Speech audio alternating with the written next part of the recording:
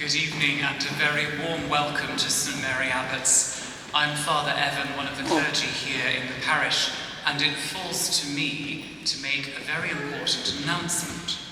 In the unlikely event that we have to evacuate the church, there are two emergency exits. There is the south door leading to the cloister and the west doors at the far end of the church. If we do have to go, please make your way calmly to the nearest exit door to you. Stewards will be there to guide you, and please move as far away from the church as possible to avoid causing a blockage. We've never had to do this, so don't worry. Thank you so much to all of you who have come this evening. Thank you to everyone who's put it together as well. I've been speaking to a number of people who've all worked very hard. We hope that as you treasure your loved ones this evening, you feel treasured and welcomed by us, because you are most welcome now and at any time this Christmas. I'll hand over now to Marlena.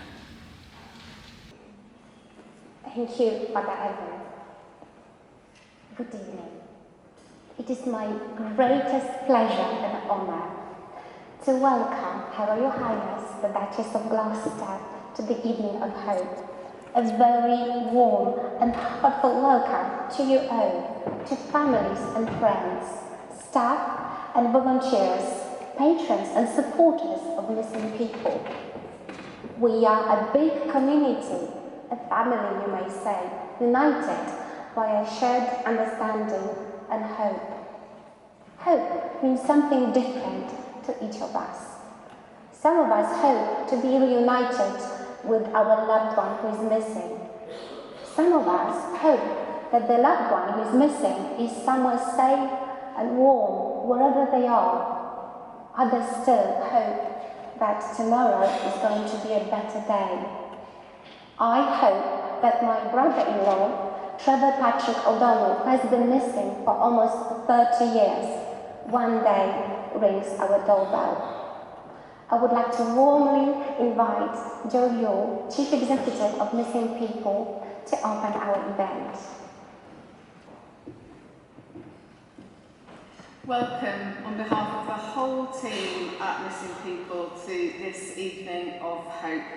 It is in togetherness that we gather here tonight in this beautiful church, where we sit side by side in solidarity and in support. It is in community that we come here this evening, singing and remembering, where we share a moment and say prayers of hope.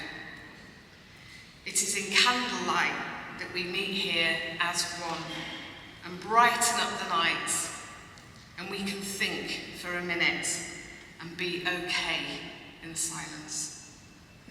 It is in harmony that we unite here now, with melodies ever yearning, where the cadence lifts you up, and where all of us together are stronger than one.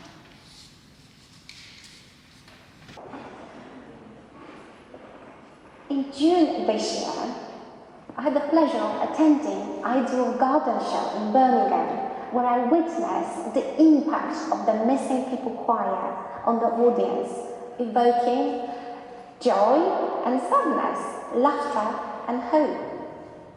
Some people were dancing, some people were singing along, and others still stood mesmerized by their beautiful singing. Everyone was impacted by the beautiful performance, tugging at the heartstrings. This evening, the Missing People Choir is going to perform Drummer Boy, Peace on Earth as a first song.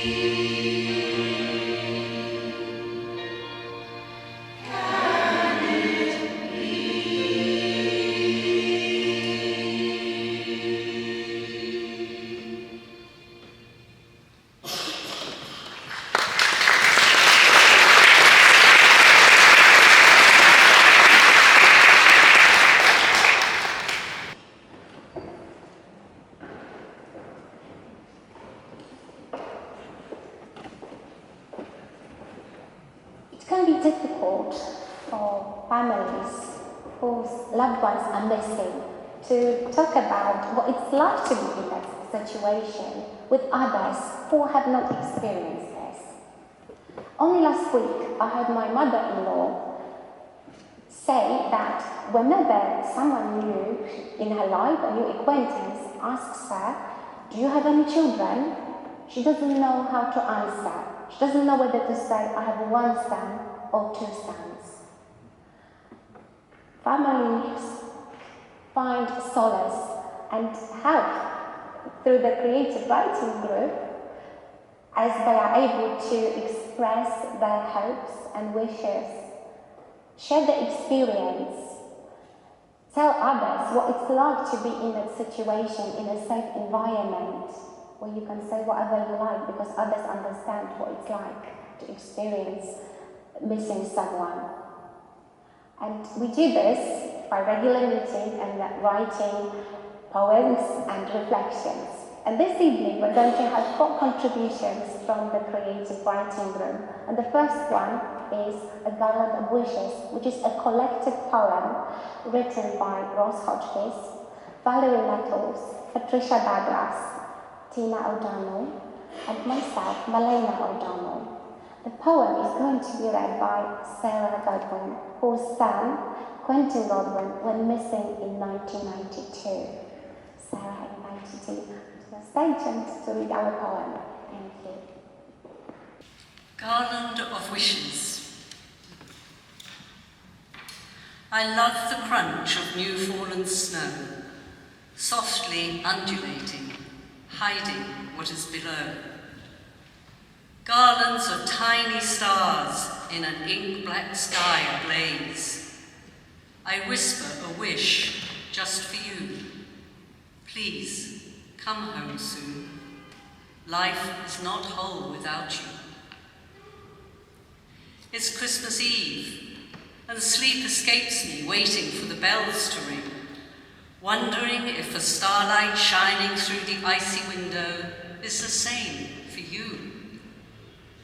Tomorrow there will be music while we sit around the warming blaze and celebrate the spirit of Christmas with a heavy heart, without you. The frost on brittle grass cracks underfoot on this bitter Christmas morning.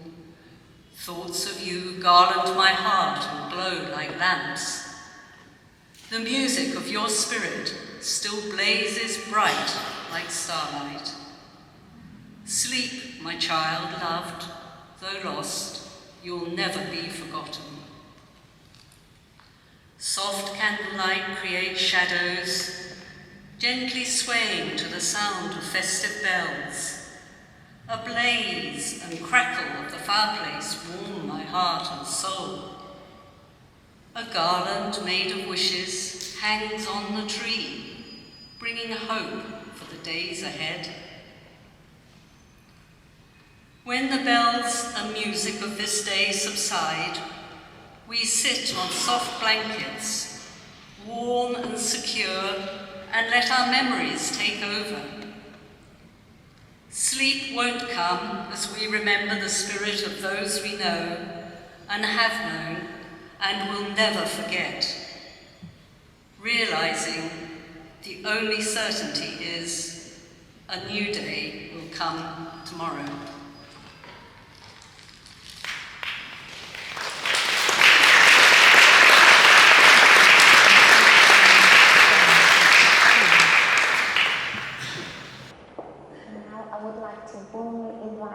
Kevin Foster, whose son, Andrew, has been missing since September 2007, to come forward.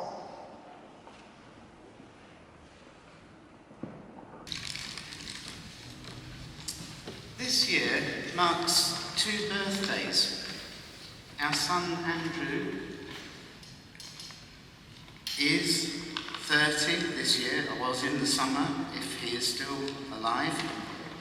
And it's also Missing People's 30th birthday. I think Andrew was 10, perhaps 11, when he read somewhere that if you planted an oak tree and kept it in a a tub, the roots would be constrained, but it would grow into a fully mature oak tree. At the time, I just picked up half a dozen acorns, and we had an afternoon where we popped them into a tub of compost. And they grew, and gradually I've replanted those over the years, but kept just one for our own back garden to remind us of Andrew. And last year, it produced its first acorns, which, if nothing else, proved that what he read was correct, because the tree's only about 6 foot, a couple of metres tall and wide, but it is a mature, fruiting, if you like, tree, as he predicted. Almost every day since he disappeared, I've struggled with, at times, crippling anxiety and depression, to the point that it's barely possible to function at all. And no matter how many years pass by without him, those feelings never change, and are often intensified by small things that just wouldn't have been a problem before he wasn't there. After all the searching, appealing, praying and hoping, as a family we all still miss him intensely every single day, and it never, ever seems to become any easier. In the missing people offices, there is the family tree pictured here. One of the leaves is inscribed with his name and our message to him. But there are too many inscribed leaves on this tree. There's too many loved ones missed each and every day.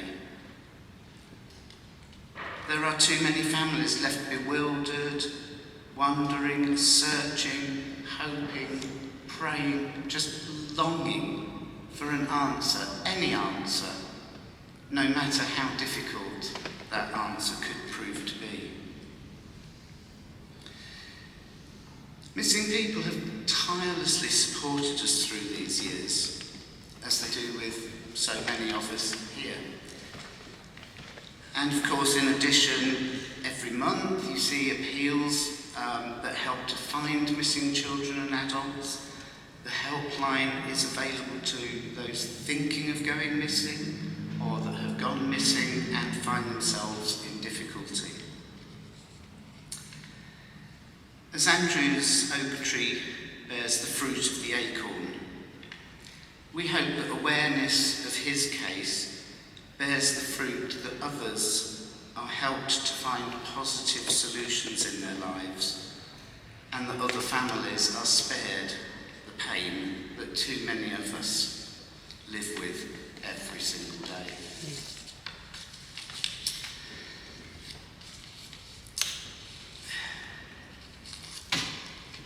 For those who can't see, I am holding an acorn up. I think the preventative campaign this year by Missing People is a sign that the acorns planted all those years ago, 30 years ago, have matured, but have many years of growing yet. There's a saying, from tiny acorns, a mighty oak may grow. And this year that saying feels very apt. The tree that's decorated each year with the names of our missing loved ones for Together to Remember would be another parallel.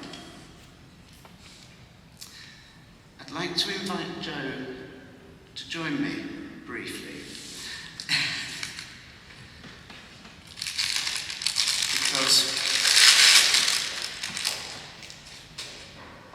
many of us here feel that missing people have been a mighty oak to us, helping us through many years of struggle. So I've made a small wood carving here from a piece of oak. It fell in a storm last year in a tree at a woodland project I now attend and volunteer at locally. The trunk was something, it was huge, and we know from records that it has stood there for at least 200 years.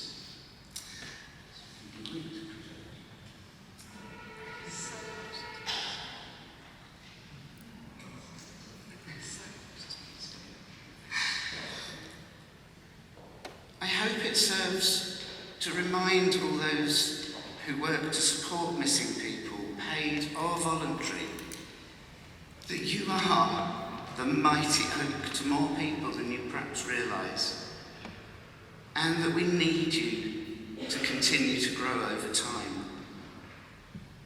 Many of us here this evening feel hugely indebted to missing people in the sort of ways that bring a debt that one can really never repay. So, in your 30th year, our heartfelt thanks go to you all. And we hope that on those days when you feel discouraged, you will also have a reminder there that your time, care, and hard work has helped more of us in more ways than you will probably ever know. Thank you so much.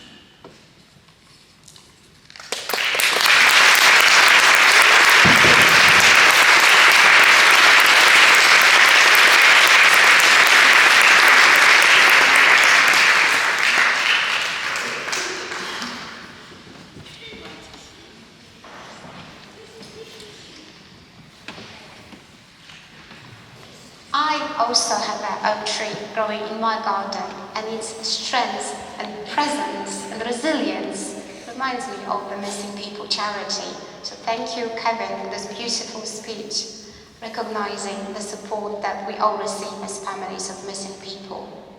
And now I would like to introduce choir again, who is going to be singing Sweet Child of Mine.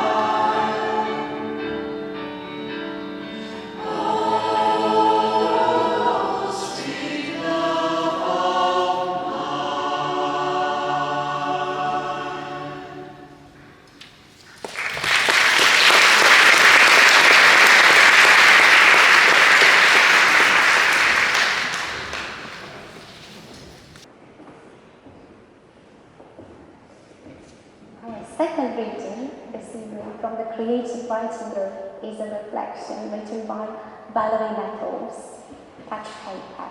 Valerie lives in America, so she's not able to join us this evening, but she is with us in spirit and she'll watch this on Zoom when it's recorded afterwards. Valerie's son, Damon, went missing in 1994. Valerie's reflection is going to be read by Peter Boxwell, whose son, Lee, went missing in 1998. Welcome, Peter. Touch Paper, a reflection, written by Val Nettles, mother of Damien Nettles, missing since 1996. Ambiguous grief. The sensitivity of the situation has not diminished, but is easier to talk about. What used to be a trigger or touch paper moment, igniting swells of grief and emotion in the moment, are somewhat controlled. Not always. I have learned to live in and around it. It's an open wound and is not healing, but the edges are less sharp. Sometimes, tears of loss, inconsolable, quietly run amok in my heart and are only mine to know.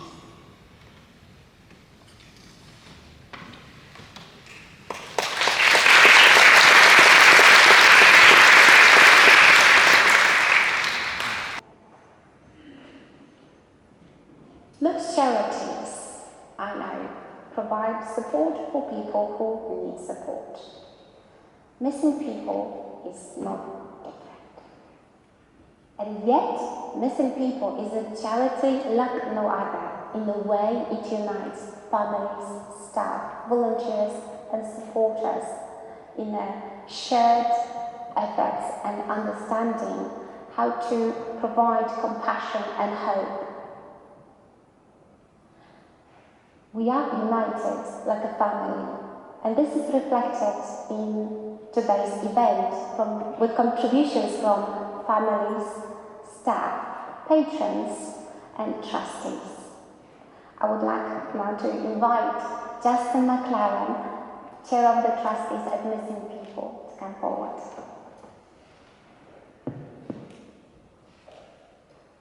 "30 years ago, two sisters planted something. And maybe it's turned out to be a mighty oak. But what they began by planting was a little seed of an idea, a thought. Somehow that they, amongst their friends, can make a difference. I don't think either of them could have dreamt 30 years ago that what they began and what they started would end up, in Kevin's word, as the mighty oak we have today. And each of us, as volunteers, as staff, as trustees, take forward that responsibility, that seed that they planted in people's minds about what a charity like this could achieve. And if we are a mighty oak, that's wonderful to hear, but oaks only grow with rain and with sun and with love. And what everyone in this room this evening has brought to the charity is that rain through their tears, that sun through their hope, that love through their commitment, their time, their energy, their focus, and their desire to help not just the charity as a whole, but their friends, their family, and everyone involved in the charity going through what they themselves have gone through. And if we do stand tall, and we have built something, we have grown something over 30 years, it is down to all of you and the many hundreds and thousands of others who we have helped and who we try to continue to help and who have supported us through their love, through their support, and through our being part of the Missing People family. Now, we talk a lot about hope, and there's a poem by Emily Dickinson called "Hope is a Thing with Feathers." Hope is the thing with feathers that perches in the soul and sings the tune without the words and never stops at all. And sweetest in the gale is heard, and sore must be the storm that could abash the little bird that kept so many warm. I've heard it in the chillest land and on the strangest sea, yet never in extremity has it asked a crumb of me. Thank you, Justin. This is a very moving poem and a beautiful speech. Now it's time for our candlelighting ceremony. Please remain seated and a light will be passed to you so you can light your candle. As we do that, I would like to warmly welcome Sir Trevor MacDonald, OBE, Missing People Patron, who's going to be reading the names of the missing people. Sir Trevor MacDonald, please come forward.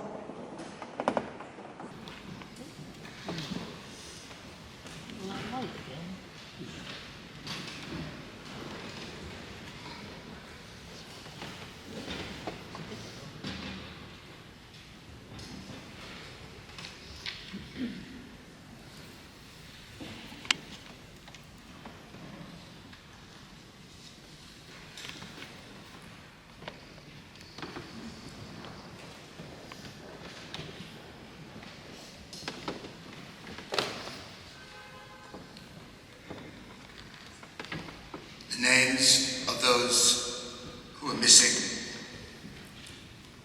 Sybil Applequist Lee Hornby, Anthony Stammers, Stephen Edward Thompson, Ranjit Singh Power, Mohammed Shah Subani, Andrew Capon, Andrew Gosden, Ryan Stuttgart, David Wood, Lucas Apanuga, Lee Boxall, Lana Purcell, Quentin Godwin, Alice Gross, Finn Leyland Stratfield, Marky Palmer, Lucia, Neil Skinner, Madeleine, Simon Hodgson Greaves, Trevor Patrick O'Donnell, Luke Durbin, Kevin Edward Fasting, Oscar. May I now ask for a moment's silence, please?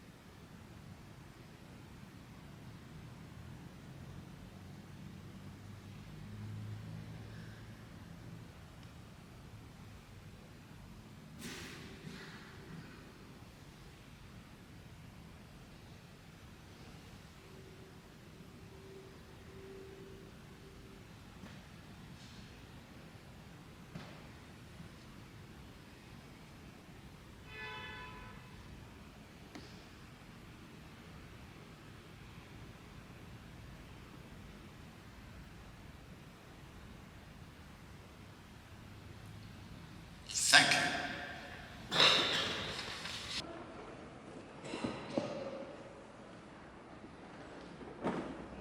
Thank you, said Trevor.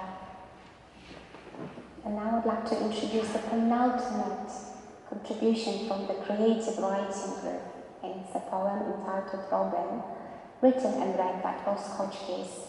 whose daughter Alice went missing in 2014. Good evening. Every year, me and my daughter Nina, we take a Christmas tree to the place where Alice was found. And this is a poem I wrote about that experience last year. We went to place your Christmas tree on the slippery riverside, as we do each year. We looked for a stable surface to decorate this reliquary, and perched the tree on the balance beam of the log, decorated with tiny balls, turquoise, silver glitter, shiny pink, neon brights, remnants of previous years. No single theme.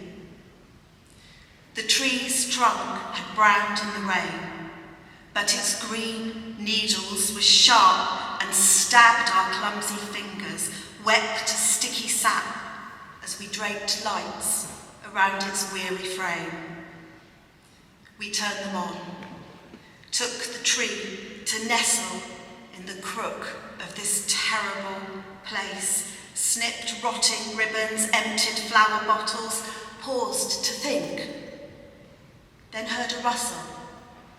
A man across the river on the allotment, and the loud, melodic chirp of a bird, a robin, surveying its patch from a bough, flying further off, then hopping closer, branch by branch, until brazenly it looked me in the eye, bold, shrewd, red breast puffed, almost intrusively rude. I'm cynical by nature, but still search for signs. I like to think you sent the robin to nest in your tree, approve the tired offering that we brought to you with love.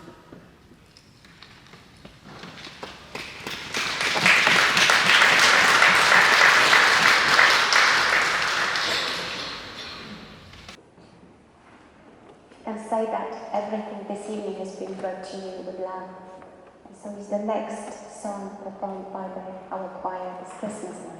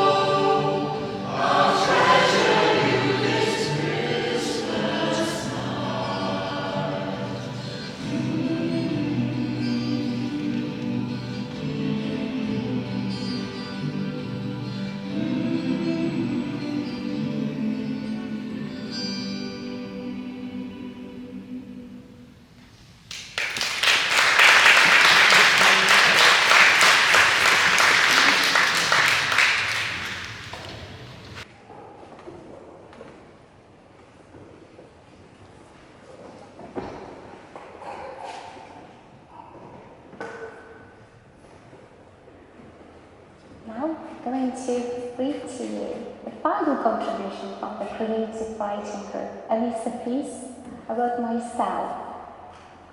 It's entitled, "These Are My People." Someone once said to me that we are all members of a club. We didn't want to join in the first place. Who would want to be a member of a club which you can only join if someone close to you is missing? It's a club like no other. We are a one big family, united in our shared and yet unique experience of cherishing and losing someone in our lives. Each of us has our own perspective and memories. Some of us have not even met the missing person, but are experiencing losing them through being in a relationship with a family member or a friend. The club's membership varies. People come and go. Some stay longer than others. There are no loyalty points other than the passing years of hope and longing. The club is a place to share our thoughts and feelings that people outside the club will never experience. This is a club we may not have wished to join in the first place, but are grateful for the family it offers. And now I would like to introduce the final song by the Missing People Choir, and they will sing "A Little Time of Bethlehem," and you are all very welcome to join in. Thank you.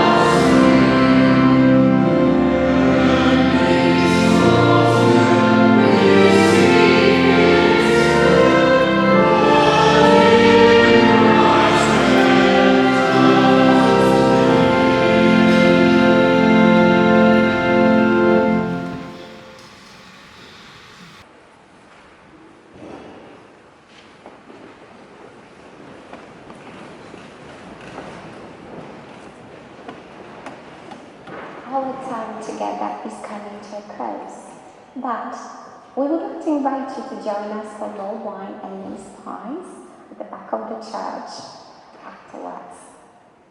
I would like to thank Her Royal Highness, the Duchess of Gloucester, and Sir Trevor MacDonald for being with us this evening and for the continuous support and patronage.